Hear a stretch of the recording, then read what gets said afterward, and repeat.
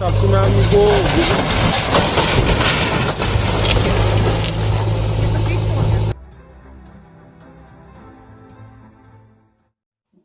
जैसे कि आप जानते हैं कि जम्मू कश्मीर प्रशासन की यूटी प्रशासन की एक बहुत इम्पॉर्टेंट और प्रायोरिटी है जिसको हम zero tolerance policy against drugs कहते हैं।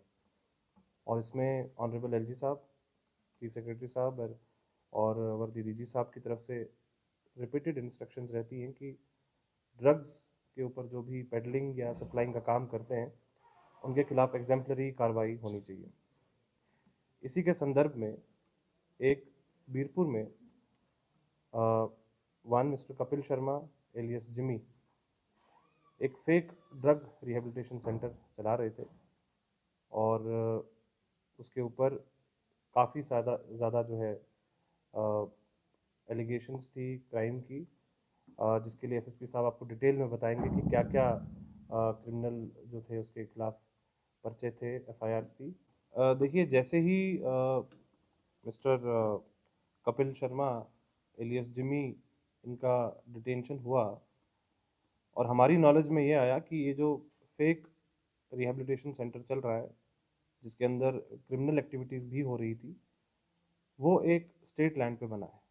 इसके लिए तहसीलदार बड़ी ब्राह्मणा की टीम ने एक डिमार्केशन की एक्सरसाइज की और ये आइडेंटिफाई किया गया कि खसरा नंबर 94 में एक कनाल 12 मरले का जो स्टेट लैंड था उसके ऊपर ये डबल स्टोरी स्ट्रक्चर बना हुआ। ऑन 8 ऑफ फरवरी इसके जो इलीगली कंस्ट्रक्टेड स्ट्रक्चर था उसके ऊपर नोटिस पेस्ट किए गए under public premises eviction act, और प्रॉपर टाइम पीरियड देने के बाद आज 28 फरवरी को सुबह के 6:30-7 बजे के करीब रेवेन्यू और पुलिस की ज्वाइंट टीम ने उस पूरे स्ट्रक्चर को डिमोलिश कर दिया और स्टेट लैंड जो एक कनाल 12 मरले की थी खसरा नंबर 94 में उसको रिट्रीव कर दिया है। दिस इज इन बीरपुर तहसील बड़ी ब्राह्मणा।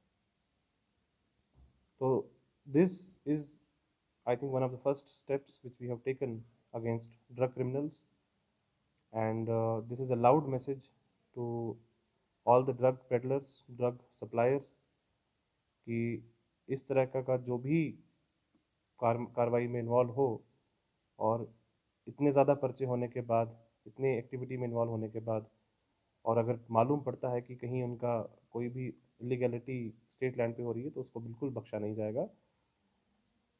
जैसे आज एक बहुत बड़े स्ट्रक्चर को, एक रेजिडेंशियल स्ट्रक्चर काफ़ी बड़ा, 2 मंजिला एक स्ट्रक्चर था और इसको तोड़ने में भी करीब 3 घंटे लग गए। तो we are starting with the big fishes जो भी इसमें इन्वॉल्व हैं, और ये प्रोसेस कंटिन्यू रहेगा जब तक कि आगे भी जहाँ जहाँ से भी ये इस तरीके के क्रिमिनल्स एक्टिव रहेंगे उनको हर तरीके से, जहाँ जहाँ उनकी क्रिमिनल एक्टिविटीज़ हैं उसके खिलाफ कड़ी से कड़ी कार्रवाई की जाए। क्या इसके अलावा भी इसकी मूवमेंट प्रॉपर्टी को भी सीज किया? देखिए, जो डिस्ट्रिक्ट सांबा में ये रिहैबिलिटेशन सेंटर चल रहा था ये आइडेंटिफाई करके इसको डिमोलिश किया गया है। इसके अलावा जो जो प्रॉपर्टीज़ इसकी अलग अलग तहसील्स में हैं उसके लिए भी चल रही कार्रवाई चल रही है, लेकिन फोकस वही है कि जहाँ पे कोई इलीगल एक्ट जहाँ से हो रहा है और वो अगर स्टेट लैंड से हो रहा है वो बर्दाश्त बिल्कुल नहीं किया जाएगा। यस सर, जी। Good afternoon friends. जैसा कि डीसी साहब ने बताया कि गवर्नमेंट जम्मू कश्मीर की उनका टॉप प्रायोरिटी जो है वो ड्रग के खिलाफ कंपेन और एक्शंस हैं।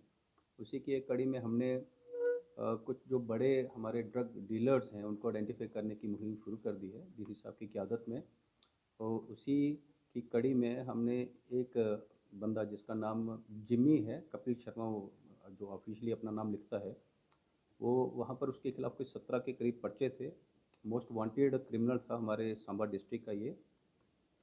और पता चला था कि ये इलीगली वहाँ पर एक ड्रग डी एडिक्शन सेंटर भी चला रहा था।